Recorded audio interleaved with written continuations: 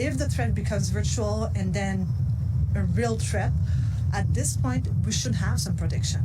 We should not wait that something happens. The security of Quebec's politicians is front and center amid the provincial election campaign. Liberal Party candidates targeted. Enrico Cicconi's riding office here in Montreal's Lachine broken into and his computer stolen. Marwah Rizqy, the incumbent in St. Laurent, received death threats. CAQ leader François Legault saying he spoke to provincial police and asked that they be available to all candidates who feel threatened and fear for their security. Be careful, and if you have some fears, call the SQ, discuss with the SQ, and I hope the SQ will be able to find solutions where people don't have to stay home. Provincial police have told Rizqy, who was 8 months pregnant, to campaign from home. But thankfully enough, I would say, 99.9% of those people never carry out their threats. They're just cowards who go and, make those threats out of the blues.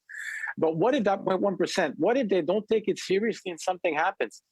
Probably everybody would say they didn't do their job properly. They didn't evaluate the threat. We can at least, at the minimum, having the panic button for every exacting M&A and also for the candidate who has threats. I think the responsibility that we all have is to calm things down, to send the message that we want to have a campaign when people are not going to be harassed, people are not going to be threatened. CAQ candidate for Chauveau, Sylvain Lévesque, took to Twitter Thursday with a picture of his campaign sign that appears to be dripping in blood. He wrote that he went to file a police report. That's not the kind of society we want in Quebec, and I think everybody has to be careful. Rizqy is blaming Conservative Party of Quebec leader Éric Duhaime for the violent political environment because he said his party's objective was to bring voters' discontent into the legislature. He said she crossed the line, adding that 2 of his own party volunteers were threatened also. The way in a democracy to promote your ideas is not to threaten anyone or to attack your opponents,